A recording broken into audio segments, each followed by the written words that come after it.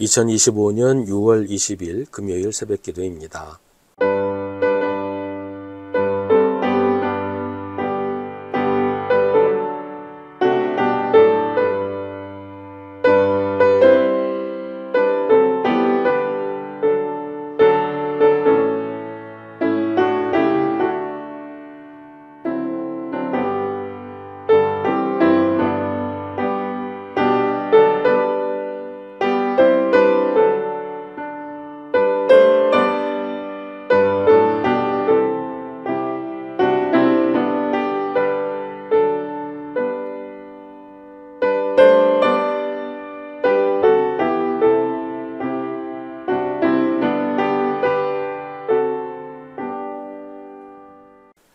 누가복음 1장 57절부터 80절입니다.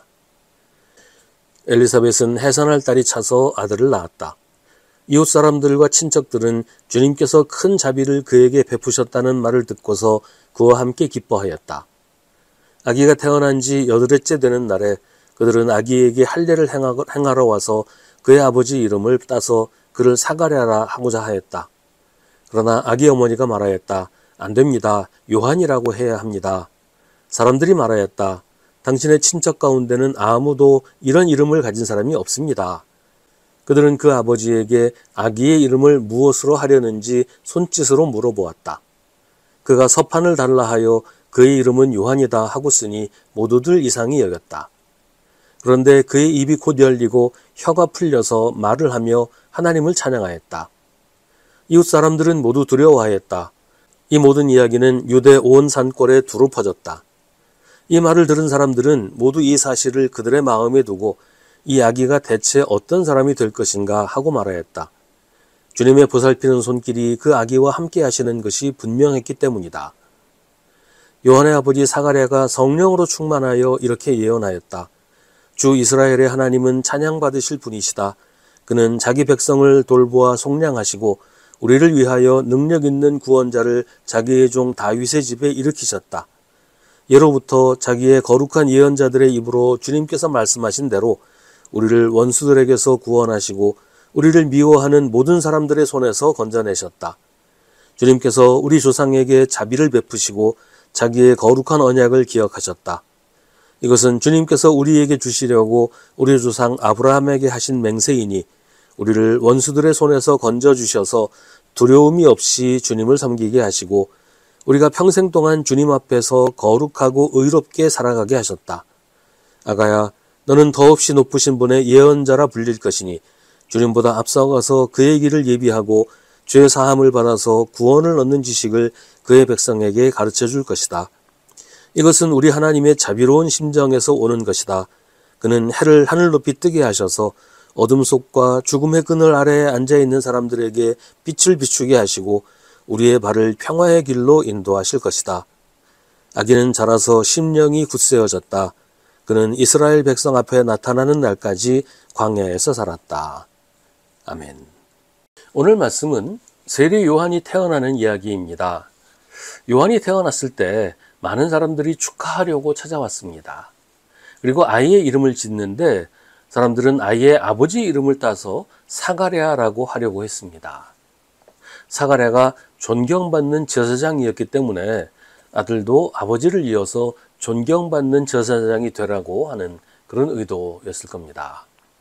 하지만 어머니 엘리사벳은 사가랴라는 이름을 반대하고 요한이라고 해야 한다고 말합니다. 왜냐하면 천사가 이미 아기의 이름을 요한이라고 알려주었기 때문입니다. 세례 요한은 하나님이 태어나게 하신 아이입니다. 아이를 낳을 수 없는 부부 사이에서 하나님이 태어나게 하셨습니다. 그러니 이 아이는 부모의 아이가 아니라 하나님의 아이입니다. 그러니 이름도 하나님이 지으신 대로 따르는 게 당연하지요. 사람들은 모릅니다. 아이가 어떻게 태어나게 되었는지 알지 못합니다. 하지만 당사자인 사가랴와 엘리사벳은 너무나 잘 알지요. 이 아이는 하나님의 능력으로 태어나서 하나님이 특별히 맡기시는 일을 할 것이라는 사실을 부모는 알고 있습니다. 그러니 사람의 말에 휘둘릴 수 없습니다. 사람들은 이 아이가 커서 이렇게 되면 좋겠다, 저렇게 돼야 한다고 말합니다. 모두 좋은 얘기를 해요. 출세하고 성공하고 부자 되라. 뭐 그런 얘기들 누구나 다 합니다. 하지만 그게 하나님의 뜻은 아니었습니다. 요한은 주님의 길을 예비하는 사람이 될 것이었습니다. 그 일을 위해서 하나님이 특별히 선택하셨어요.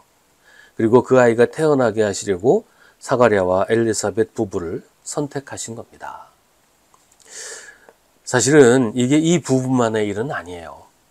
물론 우리 아이가 세례요한처럼 뭐 특별한 계시를 통해 태어난 것은 아니지요. 천사가 오지도 않았고 하나님이 직접 이름을 지어주신 것도 아니에요. 그러나 우리 아이들에게도 하나님의 섭리가 있습니다. 하나님이 우리 아이들에게 기대하시는 것이 있습니다. 하나님은 우리 아이들을 다 아십니다. 그 이름을 아시고 그에게 기대하시는 것이 있습니다. 하나님의 백성으로 살면서 하나님의 일을 하기를 바라십니다. 그게 꼭 무슨 목회자가 된다든지 선교사가 된다든지 하는 건 아닐 수 있어요. 직장에 다니면서 사업을 하면서 자영업을 하면서 아니면 가사 일을 하면서 어떤 일을 하든지 하나님의 뜻을 이루며 살기를 바라십니다. 우리 아이들이 이루기를 바라시는 하나님의 뜻은 아이들마다 다 다릅니다.